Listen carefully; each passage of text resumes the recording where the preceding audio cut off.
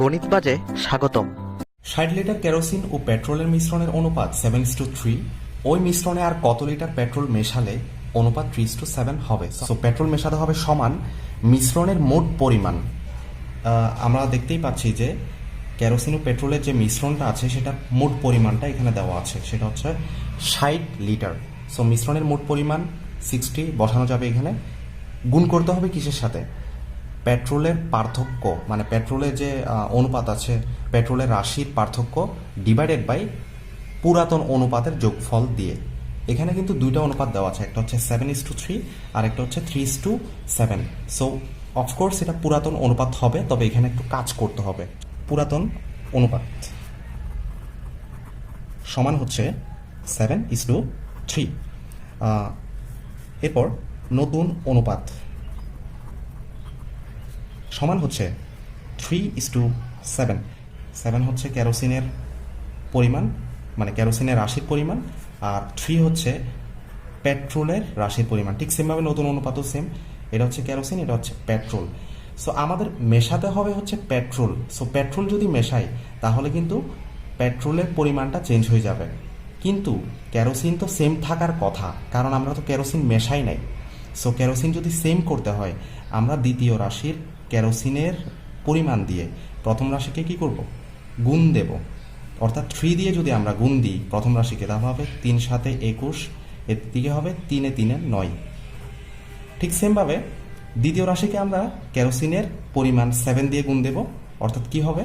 3 7 21, 7 7 49। তো আমরা দেখতেই পাচ্ছি যে নতুন যে অনুপাত আমরা পেয়েছি সেখানে কেরোসিনের যে পরিমাণগুলা সেগুলা একই হয়ে গিয়েছে। তাহলে আমরা এই যে পুরাতন অনুপাতকে কাজ করার পর যে অনুপাতটা পেয়েছি সেটাকে আমরা পুরাতন অনুপাত হিসেবে ধরে নিই, পুরাতন অনুপাত। তো আমরা সূত্র প্রয়োগ করে দিই।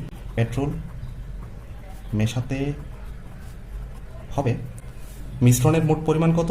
60 লিটার। 60 ইন্টু পেট্রোলের পার্থক্য। সো আমরা দেখতেই পাচ্ছি যে এটাও পেট্রোলের পরিমাণ ছিল, রাশির পরিমাণ, এটা হচ্ছে পেট্রোলের রাশি। সো পেট্রোলের রাশির পার্থক্য কি হবে? 49 মাইনাস 9, আর নিচে হবে পুরাতন অনুপাতের যোগফল। সো পুরাতন অনুপাত কি ছিল?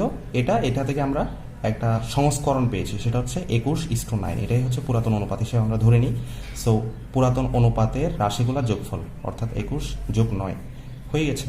সো আমরা এখানে ক্যালকুলেশন করলেই কিন্তু হয়ে যাবে 30, আর এখানে হচ্ছে 40। তাহলে কত হচ্ছে? পেট্রোল মেশাতে হবে 80 লিটার, এটাই অ্যান্সার।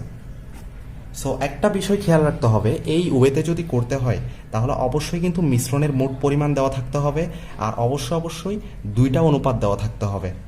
এই যে যেমন এখানে 7:3, আর মেশানোর পরের একটা অনুপাত 3:7। তখন যদি বলা হয় যে কত লিটার মেশাতে হবে পেট্রোল বা কেরোসিন যাই বলুক না কেন, তখন আমরা এই ফর্মুলা বা এই ওয়েতে করতে পারবো।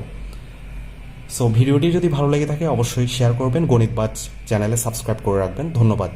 এরকম নতুন নতুন ট্রিক্স যদি পেতে চান অবশ্যই গণিতবাজ চ্যানেলে সাবস্ক্রাইব করে রাখুন। আমাদেরকে চাইলে ফেসবুকও ফলো করতে পারেন, আমাদের ফেসবুক